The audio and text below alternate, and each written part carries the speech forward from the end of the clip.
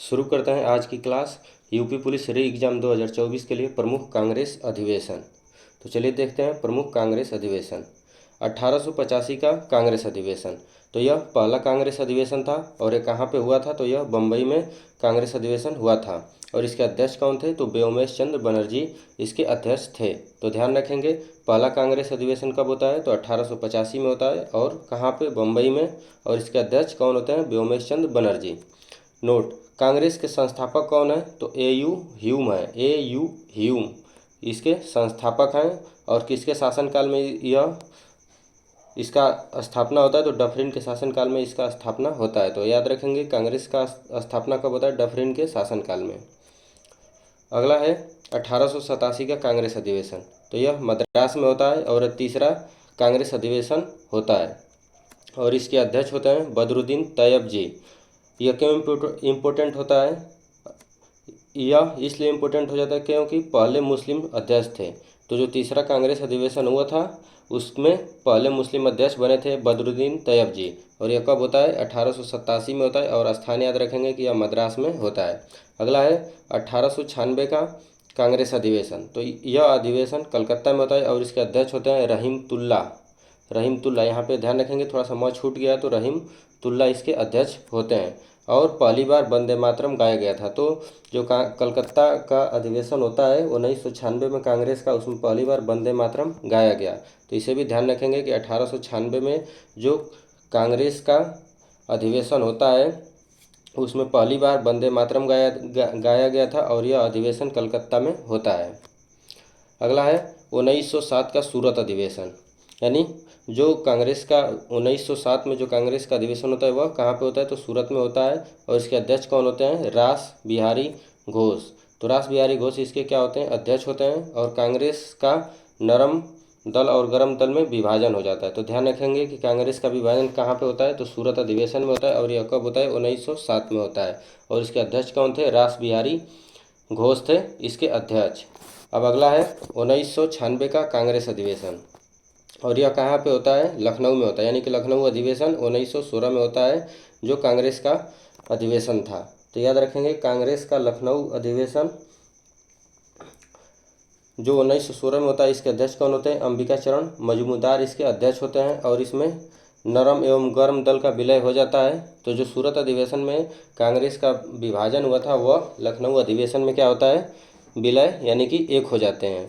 और मुस्लिम लीग के साथ भी समझौता हो जाता है। तो ध्यान रखेंगे इसमें इम्पोर्टेंट 1916 का हो जाता है लखनऊ अधिवेशन।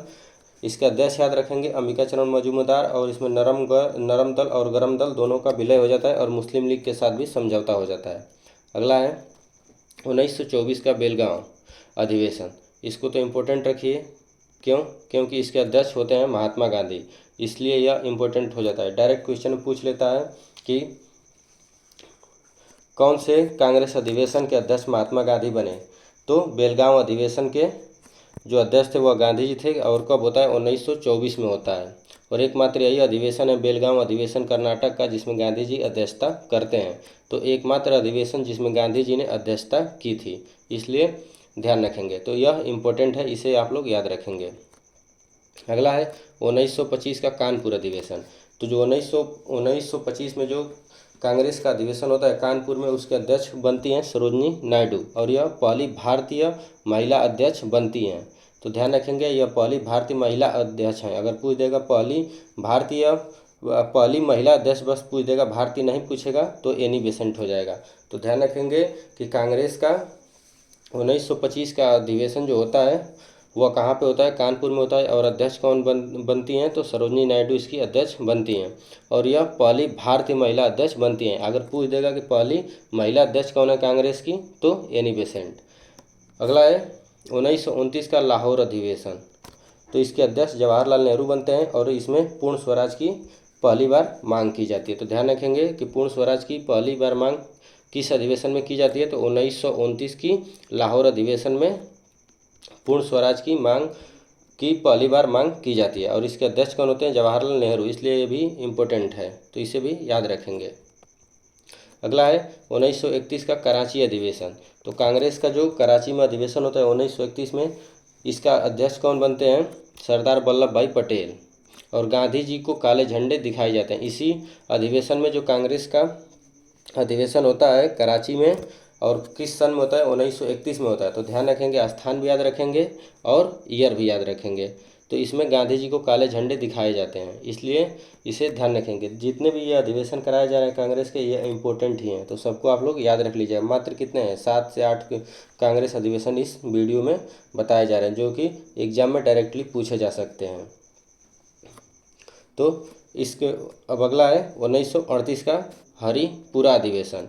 तो यह क्यों इम्पोर्टेंट होता है, इसमें बस सुभाष चंद्र बोस जी क्या बनते हैं, अध्यक्ष बनते हैं 1938 के कांग्रेस अधिवेशन में। और ये कहाँ पे होता है, हरिपुरा में होता है। तो इसे भी याद रखेंगे। अगर ये वीडियो अच्छा लगा हो तो वीडियो को सब्सक्राइब कर दीजिएगा, अरे चैनल को सब्सक्राइब कर लीजिएगा और वीडियो को लाइक कर दीजिएगा और भी लोगों को शेयर करिएगा। और यह बहुत ही इंपॉर्टेंट क्लास थी, इसलिए आप लोग इसे 1-2 बार रिवाइज ज़रूर कर लीजिएगा और कंटिन्यू अपना स्टडी करते रहिए यूपी पुलिस री एग्ज़ाम के लिए। चलिए मिलते हैं अगले वीडियो में।